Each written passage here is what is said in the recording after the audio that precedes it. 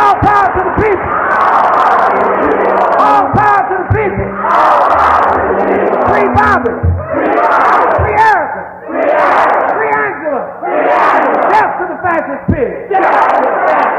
Right on. I look at art from the creative aspect of the art and how powerful it is in the service of the interests of the people. You apply the things that you can use from the system, but you use it in a positive way to serve the interests of the community.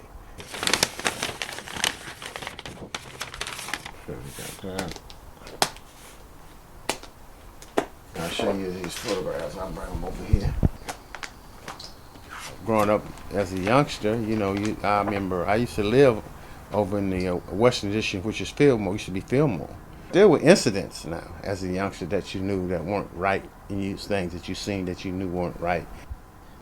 It was reinforced in the black community. You had to wear a dog tag with your name on it in San Francisco. And your age, if you were caught out after a certain hour, they would arrest you. We had a curfew back then. Then there was the civil rights movement during the late 50s and early 60s. The marches in the South being sprayed by the hoses, and the dogs being sicked on them, and all this stuff, and then the murders of the civil rights marchers. And I'm naive. I'm a new kid on the block. I'm trying to absorb and understand what's going on, but wanting to do something other than gang banging and being out there running the streets, chasing women up and down the street all the time. I wanted to be a part of doing something. High level of frustration. So this is that's me there. That's little Bobby Hutton there, whose first Panther was murdered. And that's myself. We was at the rally at the courthouse. One of the brothers just mentioned that there was a group of brothers who were organized in Oakland who were doing self-defense. He didn't even know their name. This was in '66 then. This is the latter part of '66 when they heard about it, because I was out of City College at that time. Hearing about that, then going to the meeting, and they expressed what they were going to do, and I seen them there coming. They were armed and the whole bit, and they looked disciplined. That's what I wanted to be a part of. So it was thereafter that I asked them about joining.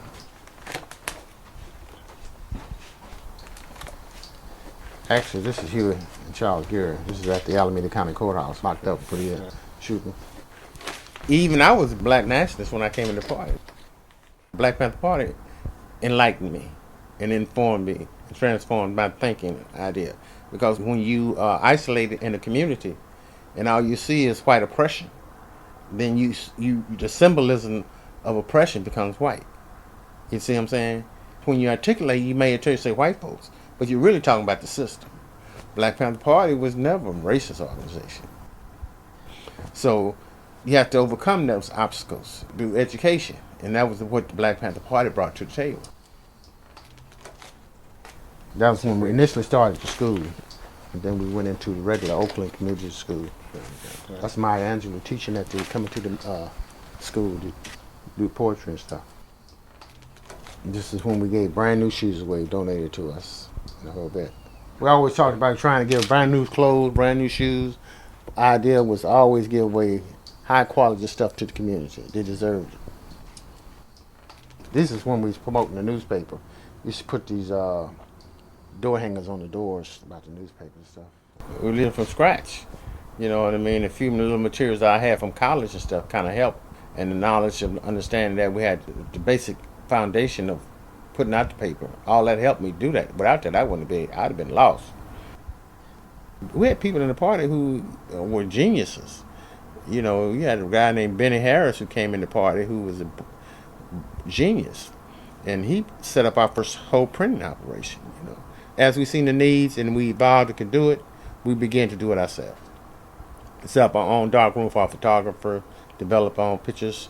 People in the party who had those skills and wanted to learn began to take pictures along with other photographers. Each one teach one. That's what was our thing. That was always all through the party. You always had cadre of folks who worked with you. May have had art skills but didn't understand how to put the political content into the art.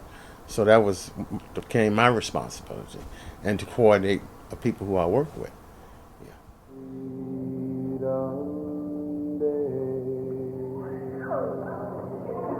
They chained us up, they shot us down, they spread our blood all through the ground. That gun. We'll shoot those pigs until they're dead. Never be free. Hugh and them had been calling them pigs. First pig drawing, I was working on the paper out of the Eldridge apartment studio. Hugh and them came over after they'd been organized and during the day and what have you. And they said one day, and they wanted me to do this pig drawing. And on this pig, we was going to put the badge number of the policeman who was harassing people in the community every week.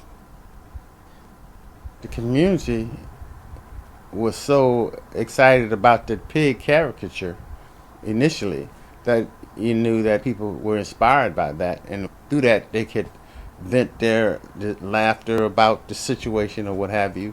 So it was a psychological impact that it had. Those folks who were they were proud of my involvement in the Black Panther Party, as I did other caricatures of the individual people, and they began to see themselves and their family and aunties and cousins. They used to say that they would see them in that artwork and stuff. You have to deal with middle class folks. You see, and that's what the party was able to do. We dealt with everybody, man. We dealt with mainstream folks. And we worked with unions. We had people who came into unions who worked with us. We had people who worked with the handicapped folks. We had people who worked on the campus and students. Then the churches. We were changing the young ideas of brown people, yellow people, white people, young people across this country. It was picking up and inspired and pushing forward their own programs in the same spirit of the Panthers. Now you have a whole youth generation of young folks beginning to determine how things should be in this country.